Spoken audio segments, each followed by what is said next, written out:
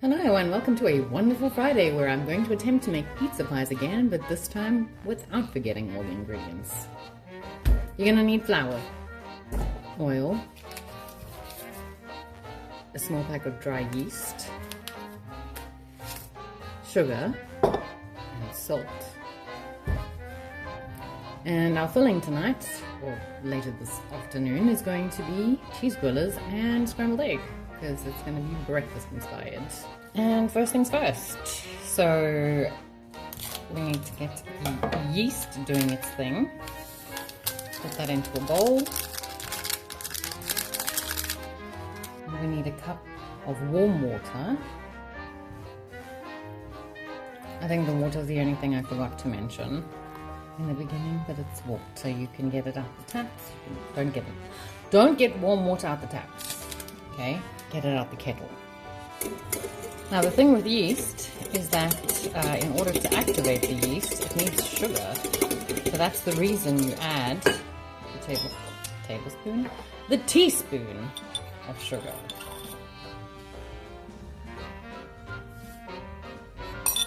And then wait for the magic.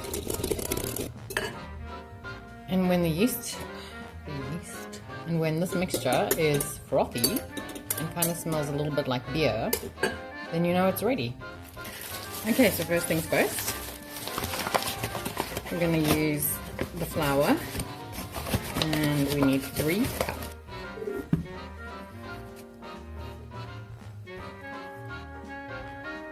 Well done. 2 tablespoons of oil. Let's not forget those this time because that was a debacle. Oops. And a teaspoon of salt.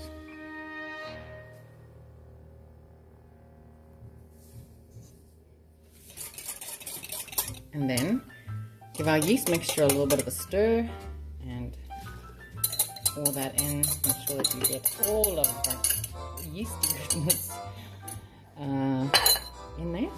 And then this attachment. And you can make this with your hands. I just don't like getting dough under my fingernails because it feels gross.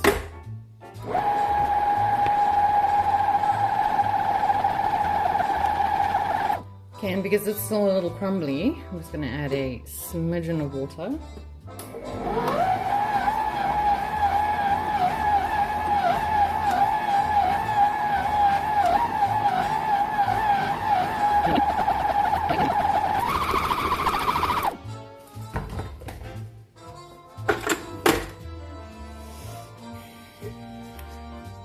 I just feel that last smidgen was a little smidgen too much, but in any case, now we play the game, the flour water game.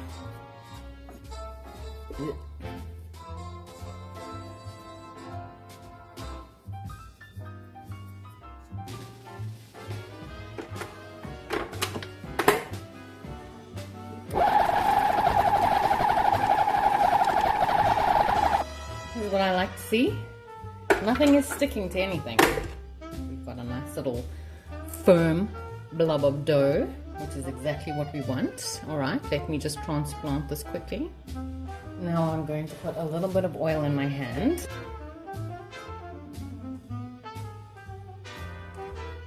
Rub them together. Pick up our dough and give it a nice little massage.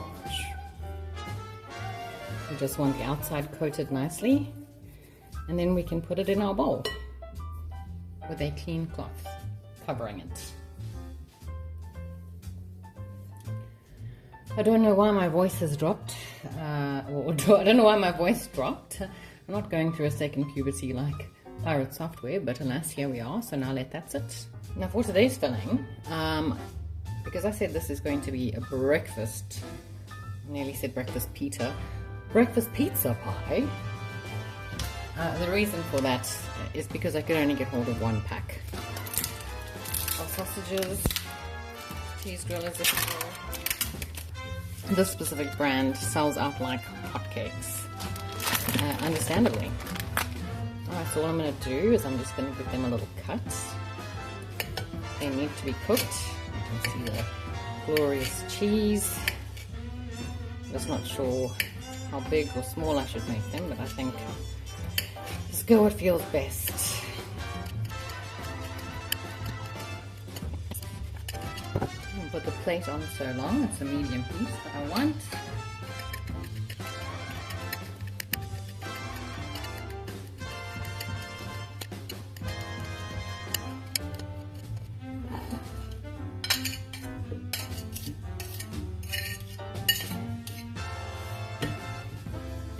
While this is busy, I'm going to prep the next part. So I think, based on the quantity that I'm making, I am going to use, I think, eight eggs. Obviously, you can scale this down according to your needs. And remember, when you're using a coated pan, in this case a Teflon coated pan, you want to use silicone utensils so that you don't damage the coating. Alright, so let's get these eggs cracked in the meantime. The reason I've got the cup here is because you should never raw dog eggs. I don't know what else. I really don't know what other term to use, but there's always a chance that one of the eggs is not good. So you want to be checking them first before you put them into your bowl.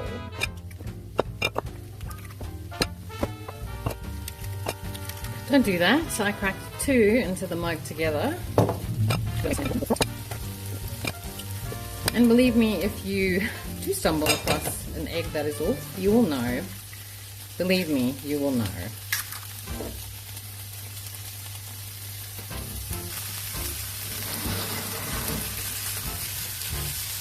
You want that nice golden crispy brown on the edges, and whatever pan or pot you choose to use for this, just make sure that you leave enough space for the eggs, because we don't want to lose any of the good flavor. So I just put the sausages in here without any oil because there should be enough fat generated from them, since they are a pork product, I guess.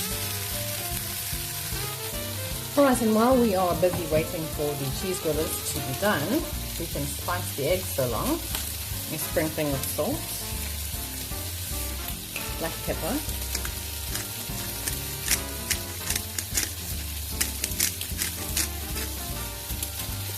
and obviously thyme, because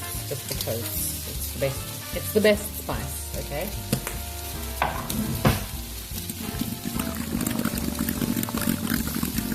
Once the eggs are nicely beaten, we'll move back to the stove plate. Give this a flip. Turn the heat down because we don't want that absolute sizzle. We don't want the pan too hot for when we put the eggs in. And just make sure that it's cooked properly before you do anything else, because you are your own first line defense to preventing catching things like salmonella or other food poisoning related scenarios. So, although in this case, because they are going in with a pizza pie, I'm not entirely concerned, but I mean, that's looking good, and damn, it is smelling fine. I could eat this whole pan as is. Alright, so now let's move on to the eggs. I'm going to add a dollop of butter. Get that melted. And the butter is mostly for the egg, so we don't want to burn the butter. So before that starts happening, let's get the eggs in. Another reason using this thing, spatula, I guess, is a good idea, is because you can also scrape the bowl with the egg to make sure that you get all of it out. Now the key to the perfect scrambled eggs is making sure that you don't cook it until it is bouncy. Although in this context it doesn't actually matter because it's going into a pizza pie. The nice thing about scrambled egg is that also it has a threshold, so you can't cook it past a certain.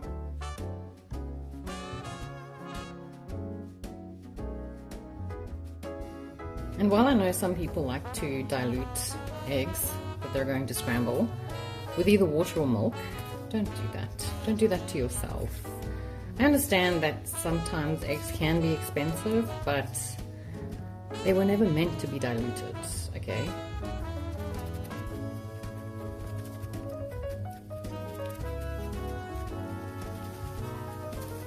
Alright, so you see how it's looking? It's got that creamy, glistening glow to it.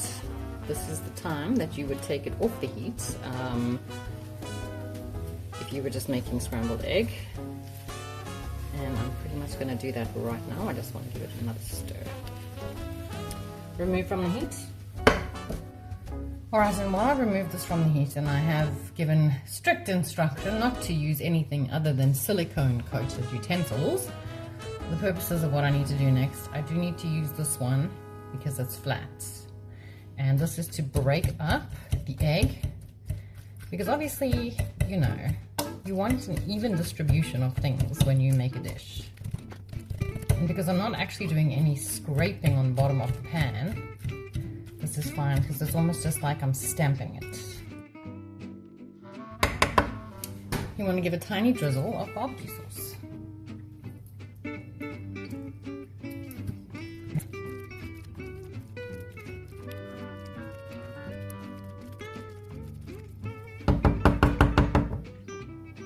And when everything is thoroughly mixed, you can split it up because I'm making 6 pizza pies.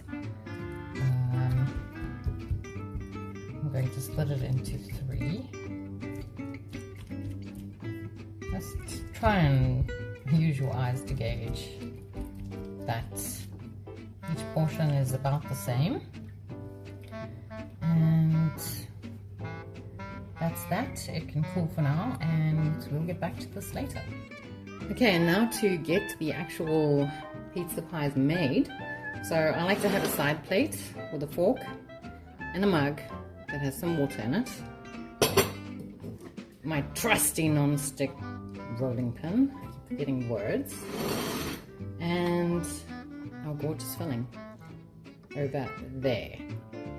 So the first thing we want, sprinkle some flour. Now, the dough has risen very nicely. Why is there a hair? Now we're going to take it out. Let's try and get all of that dough. Oh, I can't wait. This is going to be amazing. Alright. So now what happens while it's rising, and the reason why you have to coat it in oil, is that because it rises, it can dry out a little bit, and usually the top portion that is exposed to air does dry out a little bit, so you can just give it a good mix. Get everything well blended. I like to separate this mixture into 6, just because that means 2 pizza pies per person. Let's do it.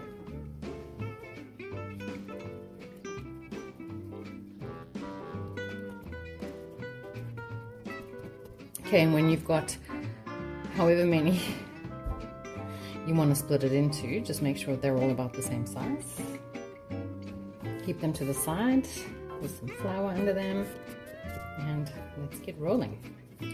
So now, when I normally make the cheese griller recipe, I do prefer the shape of the dough to be oblong, but with this type of pizza pie, it is preferable to be round.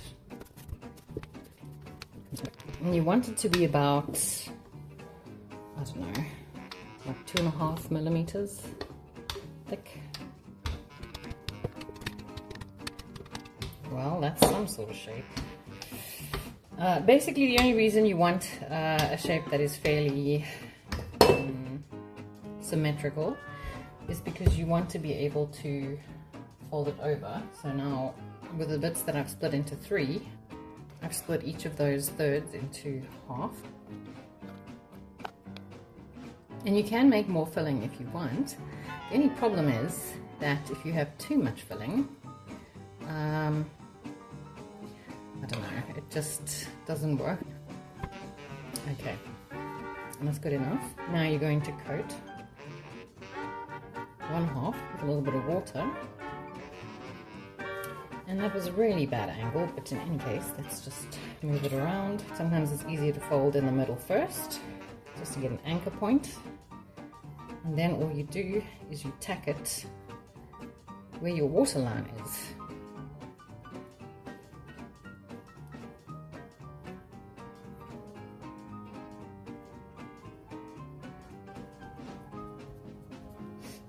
And what you want as well is you can give it a bit of a poke, just so that any escaping heat can escape. Now you can always add cheese to the mixture as well, but once again I feel that these cheese grillers were cheesy enough. And then do the others. And then I normally cook 3 at a time, or rather bake 3 at a time on this pizza stone. And your oven needs to be set to 220 degrees Celsius. Okay, and when the oven is ready, you can pop them in. 220 degrees Celsius for 17 minutes.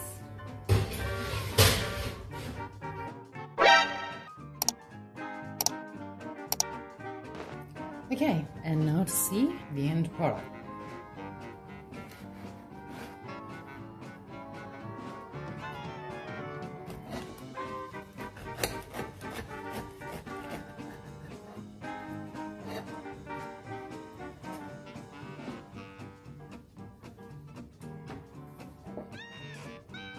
And there we go. A gorgeous breakfast